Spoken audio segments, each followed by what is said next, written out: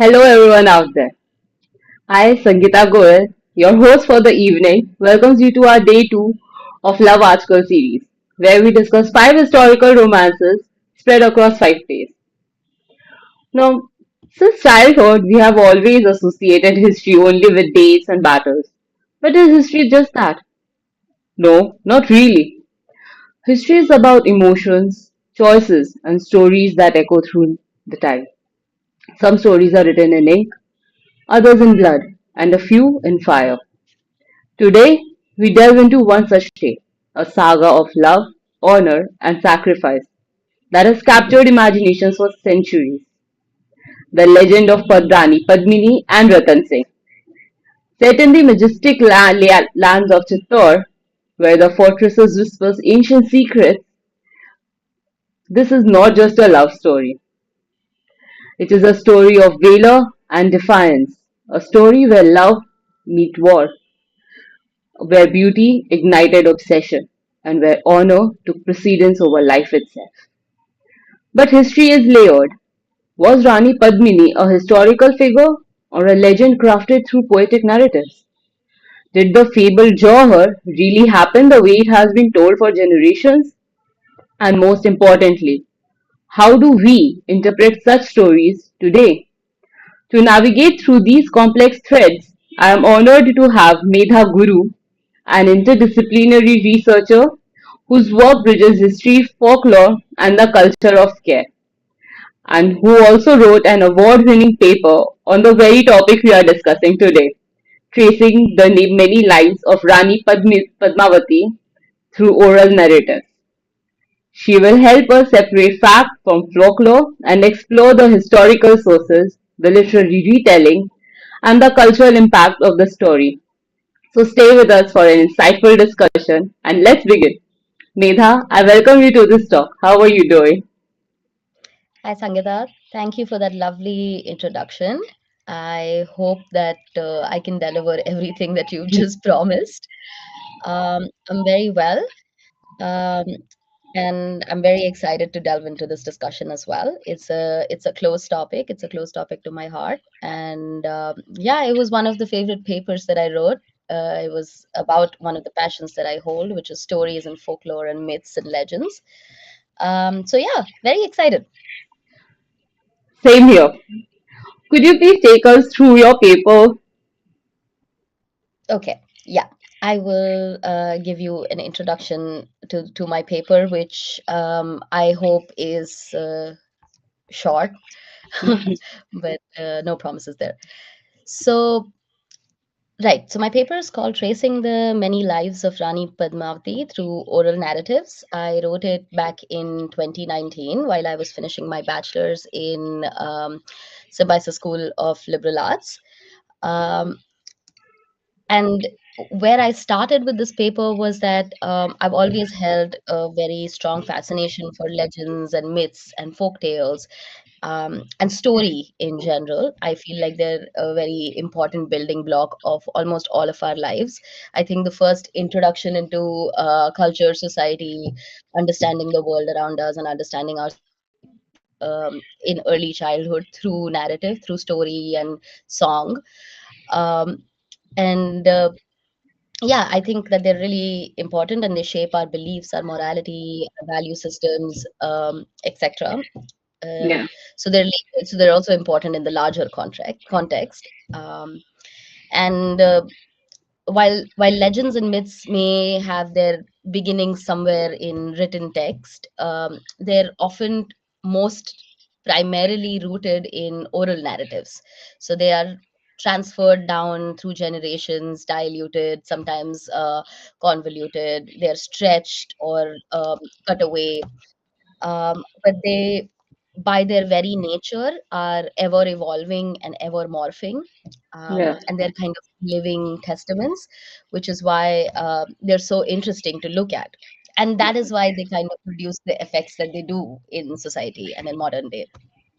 Um, and I also, I remember like whenever we were children and somebody like a relative, a grandparent, a friend of my parents, or an older person would, as children, tell us stories. or legends or myths or folklore, or basically these oral narratives that I'm talking about, it would never be a single person telling a story, because inevitably somebody passing by would hear it, or somebody cooking in the kitchen would hear it and then come out and be like, "Oh, no, no, no, I don't remember it like that. Actually, I think this is what happened." And that's where like the flavor of it comes, because that's where everybody starts kind of contesting each other and adding layers to the story. And early on in childhood, you kind of begin to question exactly through these incidents. So I thought that this was really interesting. And back in 2019, actually 2018, there was a film that was released about the Yeah. legend of Panvavati, and it had a very distinct effect throughout society, and there was a lot of contestation, and I think there were even like riots. It became a political propaganda. It also hurt the sentiments of certain communities very strongly, because Padmavati was a very strong character in their historical identity. Almost So that, revered. yeah, like a goddess, like not Yes. even a character in a story. Exactly. Right. So when I was, I think, looking for a topic to write a seminar paper on, and there was the opportunity to write something on oral narratives, or oral history, it was Yeah. one of the first things that came to me. And it seemed really relevant at that point of time. And I think even now it has very much not lost its relevance. And the Indian subcontinent is like a cauldron for all of these like love stories. There's like Heer Ranjha and Laila Majnu and uh, Sahiba and Milkha, so many of them. And Padmavati and Ratan Singh are also a part of this tradition, although Padmavati is in herself a character and does not come only conjugated with Ratan Singh. She has her own story going around. So the paper basically explores the tries to trace like a historical analysis of the legend of Padmavati, and how she originated, and how she lived her many lives through different tellers of her story, through different writers of her story, um, through the people who heard these stories and passed them on to generations, and so on and so forth. And that's what the paper looks at. It looks at the different versions, and it also kind of a little bit delves into why a film that was made about her became so contested and so emotionally charged as to like almost drown the country in flames at one point. Yeah. Uh, and I think I tried to end the paper a little bit with raising future questions, but primarily, for me, it was a historical analysis. And if you ask me, like you'll ask any, and I'll answer in the same way that any writer will answer, which is that I think that the paper falls short. It doesn't achieve everything that I started out to achieve, and it was written a few years back, and I've digressed from that topic and moved on to different fields right now. So I'm hoping that I can do it justice, but I still think it is a great it's a great start to something. Yeah. Nice to hear that. And it was a very well written paper, I have to say. Oh, thank you. That's nice. Like you said, Padmavati herself is a character. So who really was Padmavati? Well, that is a completely charged question if I've ever heard one, because there are a lot of versions of it, of who she was, whether she was a character in a prem katha or love story, or whether she was, a chieftain's wife, a Hmm. Rajput chieftain's wife, who was known for her beauty and her good values and wit, or if she was a queen and a true historical figure with evidence of her birth and death and life written in pages, or through other evidences, through other archaeological evidence, or whether she was in fact um what do you call it, an abstraction of a woman, a kind of an ideal that um, that Hindu erotology kind of saw, and that women wanted to move towards. Like she was a certain kind of a form of the ideal woman. She was I don't know the Hindi term for it, but almost like the feminine of Purushottam, or like the ideal man, so the ideal woman on the other side. So there's a lot of contestations of it, but essentially the very first mention of Padmavati in written text, and as Padmavati, a name of a woman, is in Malik Muhammad Jayasi's 16th century poem called Padmavat. Um, and the events of this poem are set in Mewar in modern day Rajasthan, um, in a certain fortress called Chittor. Uh, and it is about the siege of the fortress of Chittor by the Sultan of Delhi, who is Alauddin Khilji. Um, but I think that's a little bit premature because Jayasi does refer to Khilji as Khilji, so we don't really know if it's Alauddin Khilji or perhaps somebody else that he's talking about. Um, yeah, and would you like me to take you through the story itself, or do you Yes. think that that is something we can will come out of our conversation? Uh, why not? Please take us to the story. Okay, so to just give you a gist of it, as per Jayasi's poem Padmavat, she the king of Chittor, who is Raja Ratan Singh, is has comes across a parrot flying, and hears of the story of this really beautiful woman who is like completely unparalleled in the kingdom of Singhala, which I think would be modern day Sri Lanka, but I'm not sure about the specifics of the geography. Um, and he takes his troops and he goes there to Singhala to win over this princess who is known as Padmavati, and he marries her and he brings her back, and she's known to be the pride and joy of the country. And um, well, a large chunk of the story is Ratan Singh courting her and winning her love. And I mean, eventually he wins it. He marries her. He brings her back to his fortress, and the head priest kind of takes a test of wit of the queen, and I think he oversteps in some way, which the queen does not like, and she beats him in her wits. And this offends Raja Ratan Singh, who then banishes the priest, who makes his way to Delhi, to the Sultan of Delhi, which is Khilji, and he tells him of this beautiful woman, and he tells him, and he spins such an enticing tale that Khilji is like completely taken over, and all he wants to do is possess this woman.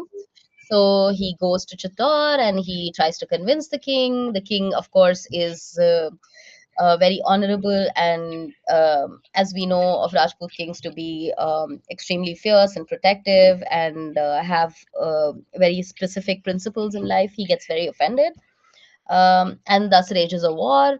But the sultan's troops are larger and stronger, and they manage to take over the fortress. But uh, uh, Padmavati and all the other women of Chittor say that he may have taken over the fortress, but he will never win like a victory over the women and the people of this fortress. And they commit a collective act of self-immolation, which was known as Johar back in the time. Now, of course, completely evil and seen as a societal evil as well, and eradicated through the years. Um, but the story is of Padmavati's valor, and of her saying, "No, I would rather die than submit," and depicting this kind of idealism that um, a queen is supposed to. So basically, Khilji wins, but he doesn't really win, and that's the story of Jayasi's Padmavat. But how true is this story? There's always some contestation around it for like years, even before the movie was released. So how true is the story of Padmavat? Well, it's the story of Padmavat by Jayasi is completely fictional because the poem ends by Jayasi saying, "I have made up this story and narrated it to you." So it is like he admits in him, like in within the text itself, that this is a fictional tale. Now, I think the question then is of why is she considered a historical figure? Why is she Yes. contested? And how has she traveled? So, so the answer to that would be that uh, the the siege of Chittor is an actual historical event that happened close to 200 years prior to Jayasi writing the poem. So, Jayasi writing this poem in the 16th century, so somewhere around in the 14th century, Alauddin Khilji, the then Sultan of Delhi, sieges Chittor and captures the fortress. He, at that point, is accompanied by the court poet or the historian who's named Amir Khusrau. And Amir Khusrau writes an eyewitness testimony Mhm. of the siege of Chittor. But in Khusrau's eyewitness testimony, there is absolutely no mention um, of Padmavati or any of these like of relations with Padmavati. Jayasi's decision to enrich the text. Sorry, Medha, we are having a bad connection here. Sorry, is it still there? It's glitching. Maybe read. Perhaps that's a good idea. Hello? Hi, can you hear me? Yeah. Yes, now your voice is clear. But your video is still stuck. I guess we can Okay. go. Should I? Is it okay if I turn off the camera? Maybe it helps. Yeah, sure. Okay. All right. When it gets better, maybe I can come back. I can turn the camera right back on. Sure. I'm right here. Okay. Yeah. So, as We I were was with saying, you. there. We were with you till like Khusro has mentioned the records of like he started. He gave an eyewitness record. Yeah. Okay. That's right. So, and within this eyewitness record of Khusro, there is no mention of Padmavati or this love story between Ratan Singh and Padmavati. So uh, so that's where it starts looking a little bit shady, right? Like that the siege is an actual historical event, but these characters are Hmm. not mentioned. And also Khusrau does not mention that Khilji's motivations for taking over Chittor were because of a woman or because he wanted to capture the queen. It was, according to Khusrau, it was politically motivated. um, and I mean, it could very well be possible that he was a loyalist of Khilji and he was, Khilji's man. And that's why he did not want to like disgrace his sultan. So he didn't write about all of these things and this love story or this aspect that Khilji wanted to defile a woman or any of these narratives. But what's interesting is that um, Khusrau himself was also a Sufi poet, and he goes on to write the love story of other kings and queens, um, which makes us feel like if there was actually an instance of a love story kind of tangled with the historical incident of the siege of Chittor, Khusrau would most certainly have written about it. Another example is that along with Khusrau, there was a historian who was called Ziauddin Barani, who wrote a text called Tariq-e Firuz, um, about Khilji's conquest of Chittor, and I believe his sources were Khilji's generals. Um, but again, even in his text, there is no mention of Padmavati. Um, so um, where does she start becoming real? Is the question, right? So after Khusrau writes this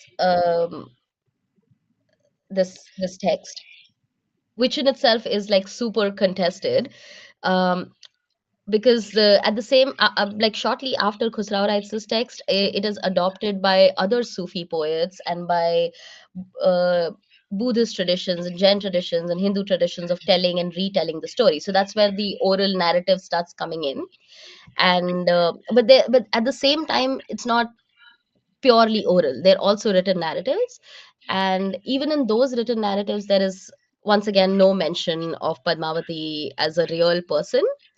um, she is still kind of stated as a queen, and the focus is still very much on the love story of Ratan Singh and Padmavati, and not so much on this on the valor and the Johar aspect of it. And then it gets adapted in the like almost 2 centuries later, I think. So between the 16th and the 18th century, the Rajputana tradition starts coming in, and the Rajputs start telling the story as their story, as a part of their history. So it moves from being a text that is a Sufi love poem to being a true folk story, which is passed on by oral traditions. And within these oral traditions, I think the origin of it is the written text by a Rajputana writer called Hem Ratan, who writes something called Gora Badal Padmini Chaupai. Now, Chaupai is a kind of like four-verse poem, which is famous in Rajasthan, and his story tells the story of Rani Padmini and two soldiers who she trusts to protect her and help her in this fight against Khilji and his malicious intent to siege Chittor, called Gora and Badal. And these two represent the Rajput valor. Now, what's interesting is that the way that this story goes is essentially similar up until the point that Khilji wants to invade Chittor and capture this queen. But instead, through a series of events, what happens is he's unable to capture the queen, so he takes the king captive. So he takes Rana Ratan Singh captive, and it is Padmini who now must save the king. So she enlists the help of Gora and Badal, and they devise this trick where it's almost like the Trojan horse trick, where they send palankis, or basically these covered kind of vehicles, and they say that it's bearing gifts from Chittor to Khilji, and it's a request to leave their king and let him return unharmed. But of course, the palankis are filled with Gora and Badal and their troops, and they jump out. And Gora takes the queen and the king back to Chittor, and Badal stays back and fights uh, Khilji and defeats him and dies in the process. So Johar is now eliminated. The act of self-immolation and the and Padmavati, like along with the other women jumping into the fire, is now eliminated in the story. And while the earlier Sufi tradition focused more on the love story, this tradition focuses more on the valor and the power of the Rajputs and the honor of the Rajputs. Now, from there, we then move on to um, the 19th century, which is when British Colonel James Todd entered Rajasthan, and he was immediately captured by this beautiful storytelling tradition of Padmavati and Ratan Singh and the valor of the Rajputs. And he writes. what is commonly known in academia as a colonial retelling of the story. And I'm going to try to see if this camera comes back on. Let's see. Did it work? Yes, it's coming. We are okay till now. Okay. Let me know if it fizzles off and I can Sure. go back. Right. So James Todd writes this text called "The Annals and Antiquities of Rajasthan," and this includes a retelling of Rani Padmavati's legend. His work is mainly based on the information that is gathered from oral and textual traditions of the writers that were working under the patronage of Rajput kings. So, also to understand that a lot of his sources were kind of controlled by the kings, so they were a certain kind of voice. And then to bring in the colonial perspective, where Colonel James Todd is writing as a Britisher himself, right? So an outsider's perspective. So almost like twice removed Yeah. perspective of storytelling. Extremely biased. Uh, yeah, extremely biased and also convoluted, contextualized, so many things. Um, but also, Todd does not name any one particular source for his work. So it is very strongly based in the oral storytelling. Um, and he also, within the text, makes no mention of Jayasi. So he seems to be unaware of the fact that there is a Sufi Oh, poem that has come before these traditions. okay. Um, he mentions something called the Kuman Raso in connection with the legend of Padmavati, which is again proving the oral tradition. Um, and he mentions a Jain monk called Gyan Chandra, who is his guide in his research about Padmavati. Now, from the 19th century, we move a little bit further, and his version then travels down to throughout India because it's written in English, it's written on paper, easily replicable. Yeah. All of these factors have counted into the spread of this further than Rajasthan. Um, and it's reached Calcutta, it has reached Kolkata, and the nationalists have adopted this. And then there are a lot of plays that are written, which are called different things. They're called Padmini, Padmavati, the War of Chittor, so on and so forth.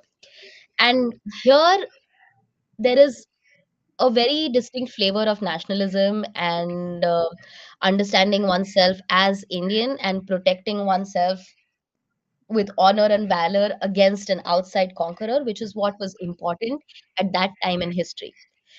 And that is what comes into these what do you call it, the nationalist Yeah. retellings.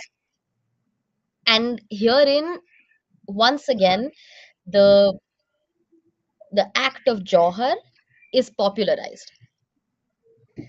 So I believe that the movie that got released in 2018 um, takes from elements of all of these versions.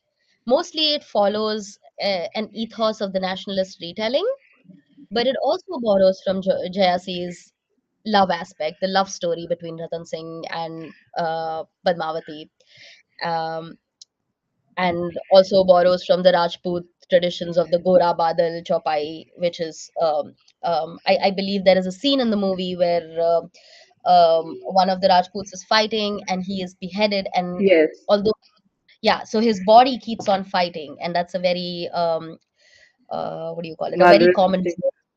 yeah, it's a very common sign of valor. So um so the story is like an amalgamation of all of these things, but I think it's still very strongly rooted in nationalism. And I believe that is what is sweeping through India currently as well, in its own distinct tastes. And that is why the poem of Padmavat has traveled down and has caused so many controversies in 2018. But these controversies are mostly stem from what I would like to say is a political agenda Mm-hmm. to like strict they want to the political agenda wants to stick to a particular narrative that shows India as a highlight of valor rather than like bring forth what its societal conditions. Yeah. What are your take? What is your take on that? Mm, okay, so yeah, it is definitely motivated. See, all stories are politically motivated. And I don't think that story and telling of stories and believing of stories and turning them into films and plays is independent of the politics and the socio-economics context of its times. So yeah, it is definitely politically motivated. But the controversy that happens, or the hurt sentiment mentalities that happen, I are not purely politically motivated. They are also um, like, here I think we have to understand, or at least try to understand, the identity politics of communities and how oral traditions make a place in our hearts. She for Jayasi, she was a symbol of love. She was an icon of love. She was a Sufi poem. But when it got transferred, and when it was being retold by the Rajput community, she was no longer a symbol of love. She was a symbol of honor, and she was a symbol of right and wrong and a way of being.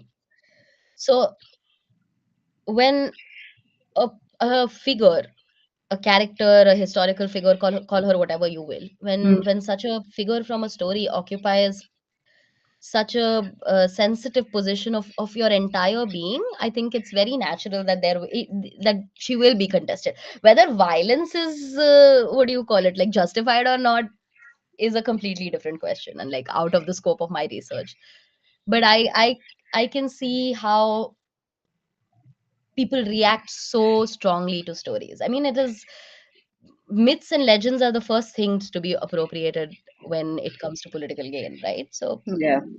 forever there. Yeah.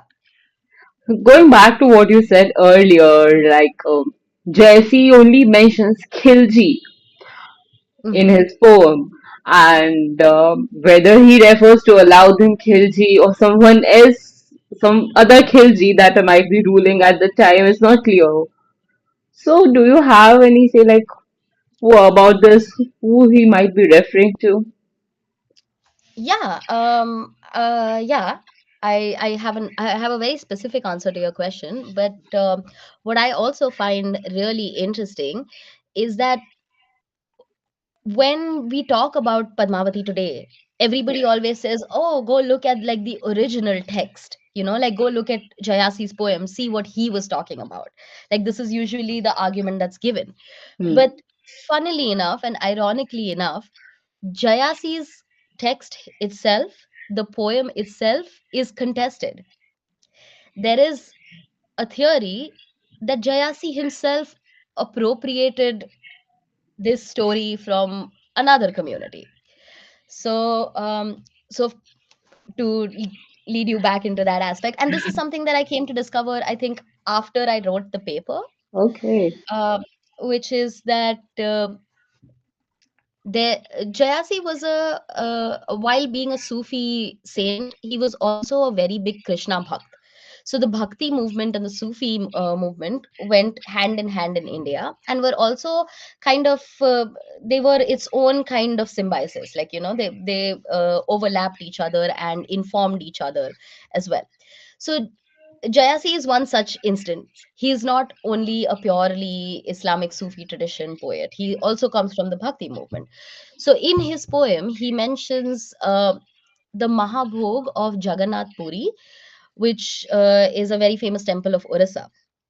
And he mentions that while Ratan Singh has won over Padmavati's heart, and they are, traveling back to Chittor after being wed, they stop at the Gajapati kingdom, which is in also in Orissa, which Uh, is at that point of time where Jagannath Puri is said to be situated, or maybe it's close by or something like that. And the Gajapati, which is who is the king of the Gajapat nation or whatever, he he has a conversation with Ratan Singh and so on and so forth.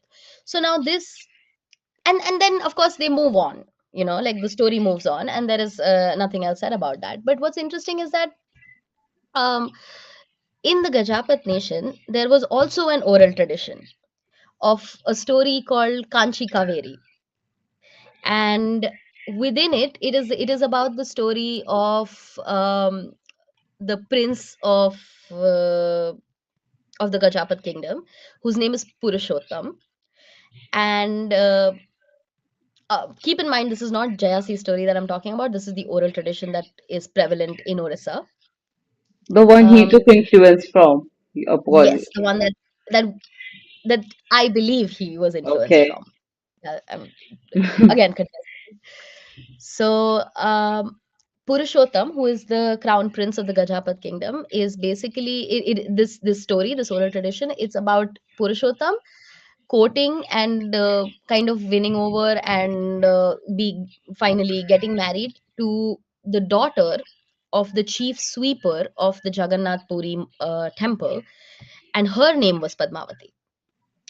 So it is clear from Jayasi's poem Padmavat that he knew very well about the intricacies of the traditions of Jagannath Puri of that time, which means that it is also possible that he could have heard this story, which means it's also possible that he appropriated this Kanchi Kaveri story of Purushottam and Padmavati to fit his poem of Ratan Singh and Padmavati. So, I mean, she's lived lives even before Jayasi. It is not it's not so clear that it began with Jayasi's poem Padmavat. So she's a traveling love icon basically. And right, so comes I got on that because when you asked me that question, I thought it was important to know that his poem is not the word of God, or like just because it's written it is like final. His poem is also fictional. It is also told by him, so it is told according to a person who's situated in the historical context of Jayasi himself as a person. um so about Khilji, because he mentions Khilji as Khilji and not as Alauddin Khilji. We think it's Alauddin Khilji because it is telling the story of the siege of Chittor, which was Yeah. done by the Delhi Sultan of Khilji. Hmm. But at the same time, there is also a theory that says that he could be referring to, sorry, I'm just forgetting the name, so I'm looking at my notes to remember the name. Sure. Um,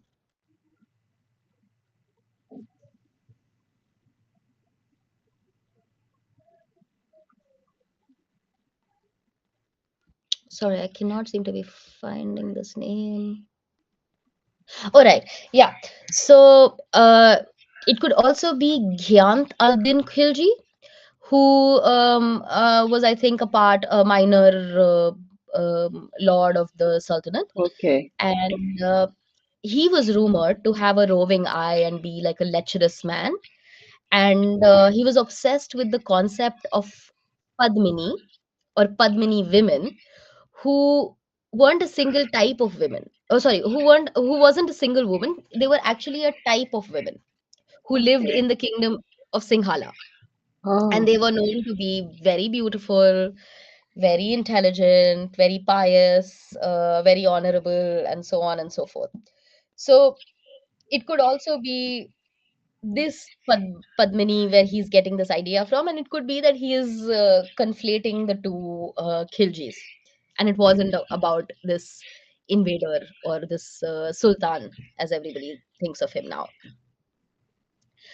Um, even later, for like Hemratan's version, the Rajputana version that comes after and becomes Gora Badal Chaupai, Hmm. Gora and Badal are also not real characters, or cannot, like, you cannot find evidence of them.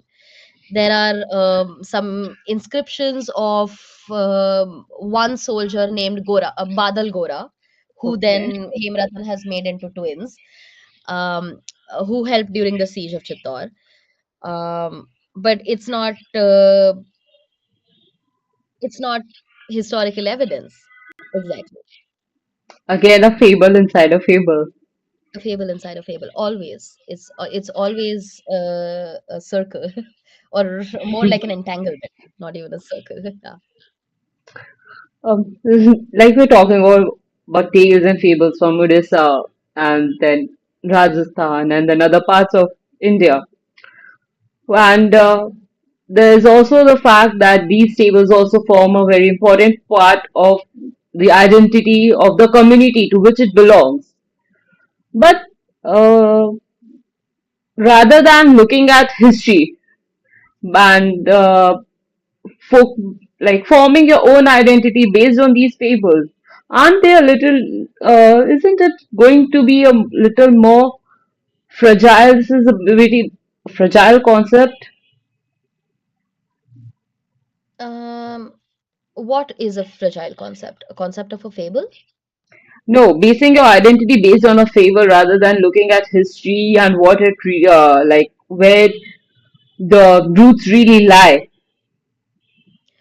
I mean, we can all go searching for our roots everywhere, but um I mean, and we can say that our identities are fragile because they're not based on like facts or whatever it like particular historical events. uh but doesn't almost everybody in India base sorry doesn't almost everybody in India base their identities on different fables?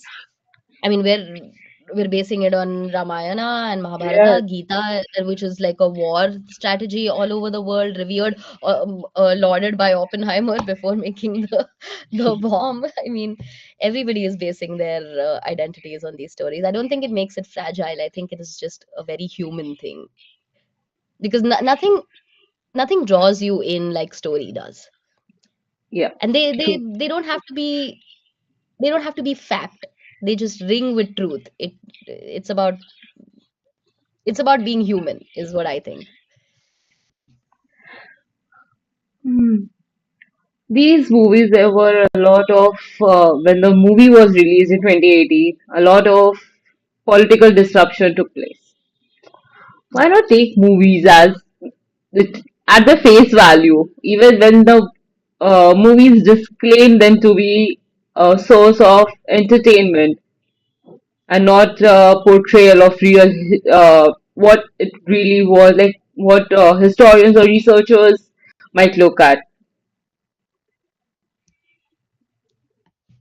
Yeah, I mean, that would be an ideal way where everybody calmly kind of looked at a movie and said, okay, this is what it's supposed to be, or this is how it's supposed to be. And I believe there have been films in history which are far more destructive than this one. Uh, but more than prescribing to a large population how they should be handling their emotions or their reactions, I think what's more relevant is to find out, or in after this has happened, to actually think about why this happens, Hmm. and why there is why were they so affected. um And I think the answer to that, or at least the path to the answer to that, lies in the dichotomy of Padmavati, um, as an icon of love, and also as an icon of heroism of the Rajputana. Um, and I think this is the primary tension that we see in the riots that tore through India after the film came out. Um, the, and also, I think it's very interesting that it very much became about what do you call it, like the idea, like this, I mean, of course, the worldwide phenomenon of Islamophobia perpetrated this whole thing, and they completely made it into oh yeah, like the other is the Muslim, and he's clearly, like, animalistic, or like almost bestial in Mm, his mannerisms. He's eating like these chunks of meat which are almost like raw, whatever, and like bathing in people's bloods and like completely going mad. I don't, there were a lot of things in that movie that was almost like fetishizing this really crazy Muslim invader kind of thing. But the fact of the matter is that Padmavati came about in a Muslim tradition, in a Sufi tradition. So, I mean, it's clear that the Mughal invasion and the rule had a very distinct impact on the literary culture of India. Um, and what's interesting is that it after the Mughal invasion, there is a certain phenomenon that comes about, which is called epic and counter epic. And there is a very interesting writer called Aziz Ahmad who writes about epic and counter epic in medieval India. And therein, the epic is like a Muslim epic of conquest, and then there is always a Hindu epic of or counter epic of resistance and psychological resistance. And that kind of tension is what we also saw later, like um, in the modern day contestation after the film came out, like the epic and the counter epic, and they were going together all the time. um I mean, while the focus very much was on a certain community getting their sentiments hurt, I think a certain other community also got their sentiments hurt. So, who was really winning this battle? Everybody's sentiments were hurt with the projection of the film. But, like you said, the film is a film, the film is a text, and it is these criticisms and these conversations and these contestations and these controversies that happen that actually raise questions for us to think about why or what were the situations that led to this, or what was the reason behind this, or how our thinking is causing these things. um yeah, i I still think that Padmavati is poetry. And from the tradition that she comes from, and even of all of her lives, and like like the trickling down through history and her many lives, um she is she's forever like a poem. She's morphing and changing. So mhm. I don't even think that it stops at this film, right? Like there is no face value. Like further on in history, we will be retelling these stories, like we are now. Like you and me having this conversation in itself is a retelling. So yeah. Between like the modern portrayal of Padmavati's story, how is it different from historical records? Um, well, a lot of people have tried to understand the historical records, and um, I still like they're narratives, okay? And later, after all of these retellings have been done, after all of these plays have been made, these stories have been told, then historians have come in and looked at it and said, oh, okay, this is something that is supplementing history. So even historians looking at it and retelling and analyzing it is never about figuring out if she was real or not. It's more about figuring out the times of when she is placed in the context of everything that's happening. So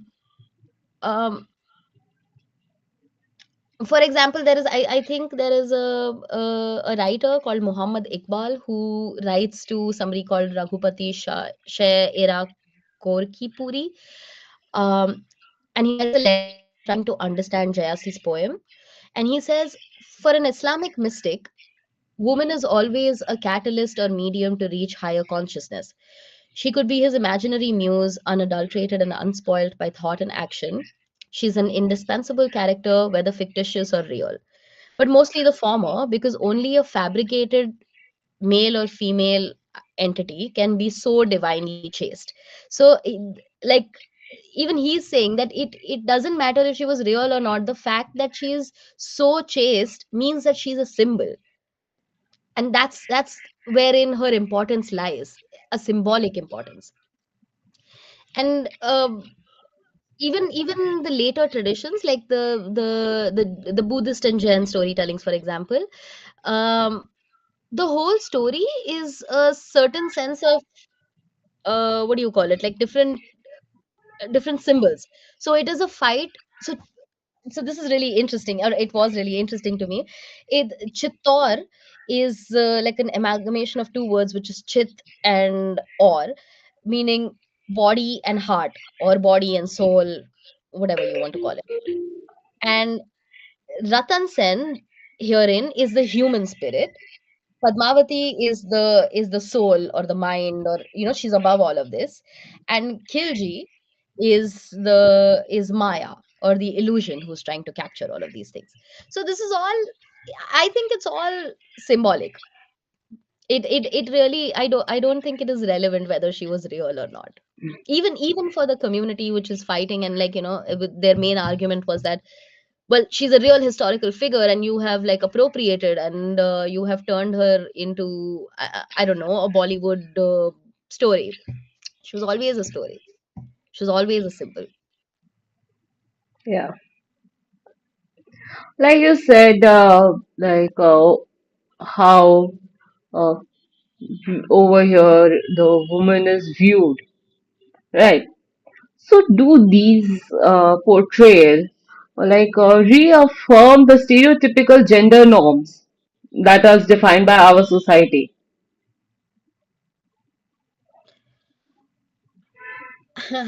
I mean, if you want me to be honest, I think the film was like a completely patriarchal retelling of the story. And the fact that they, like,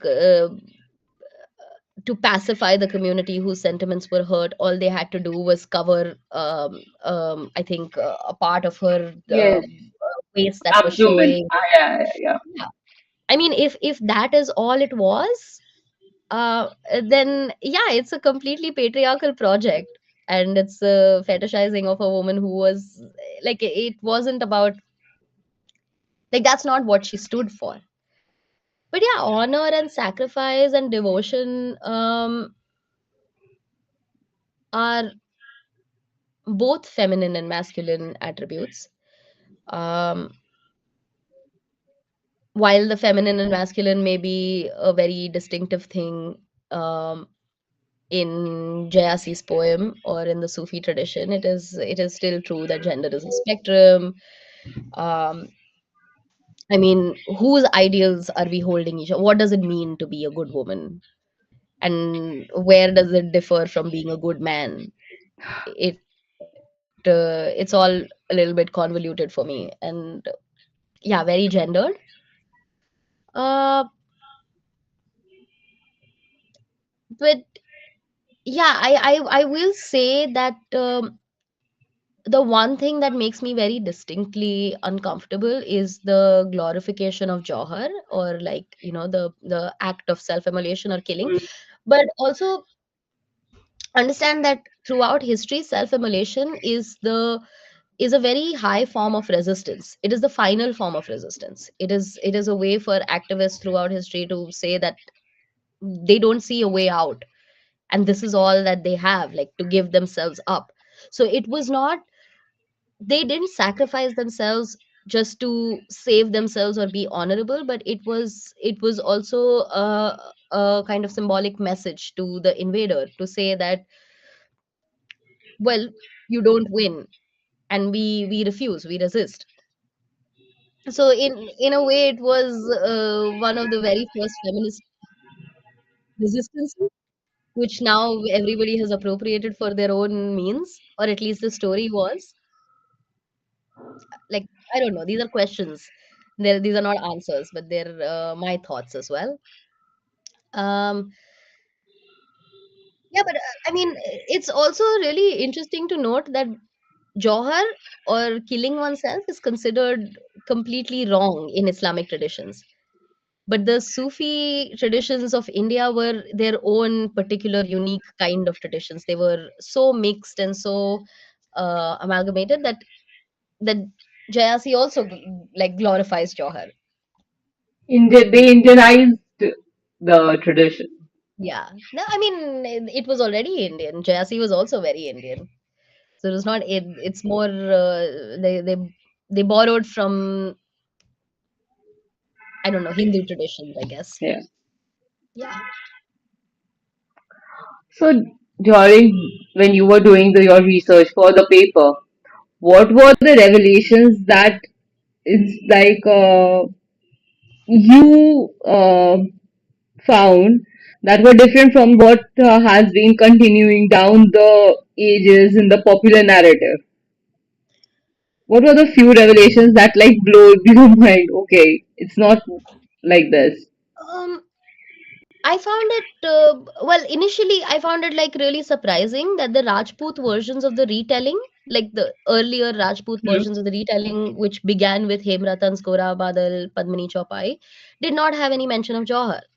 Because everybody commonly believes that Jauhar and this honor and everything was a Rajput invention, but it Yeah. wasn't. It was a Jayasi's kind of part of like it was Jayasi's telling, and then it got omitted, and then it came back in full force with the nationalist retelling. So that was really surprising for me.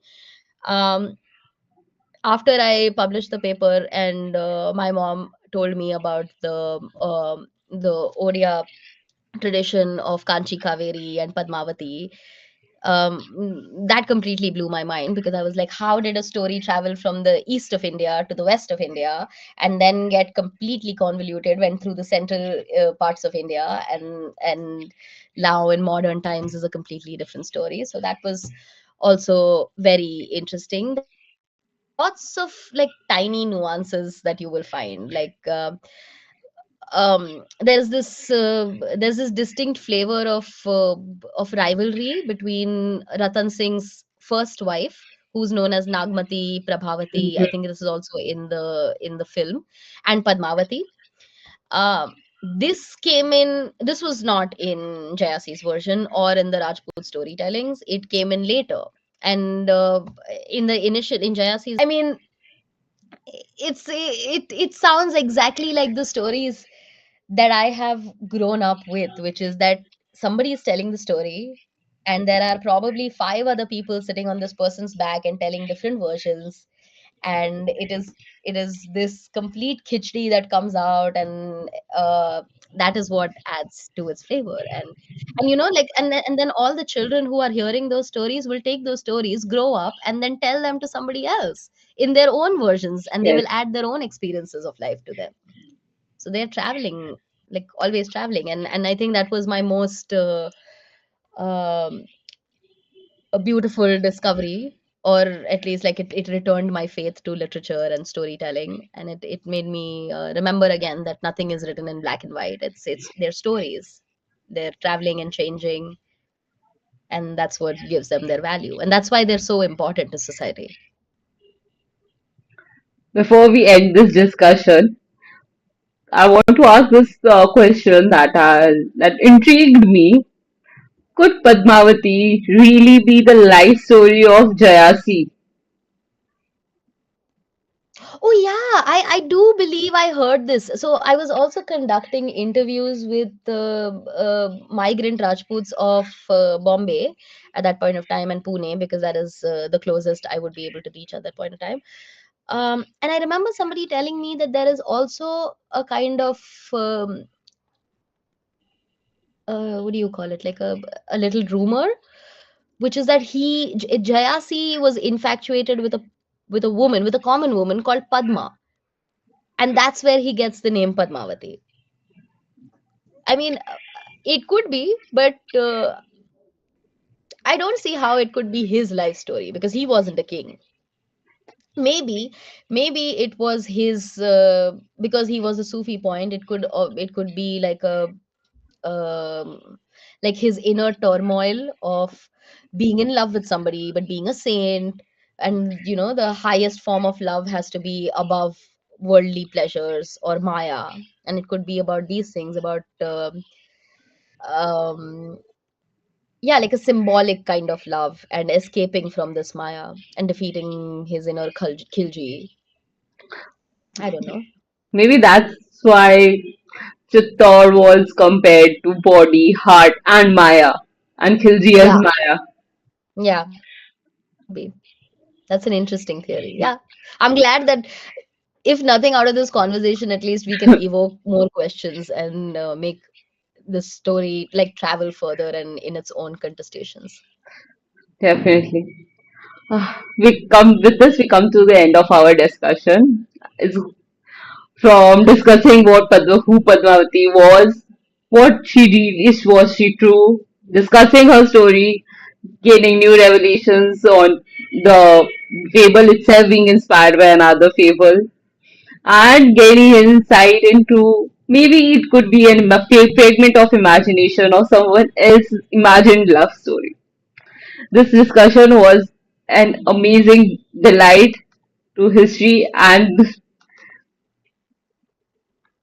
folk traditions and oral traditions. Thank you so much, Medha, for joining us and giving such insights, amazing insights. And Thanks for with this, having me. we are honored to have you here. And with this, today we come to an end of our life. To join us tomorrow on our day 3 to discuss an unsung rural folklore that does not find common mention but still exists in India. Thank you. Thank you. Bye bye. Bye bye.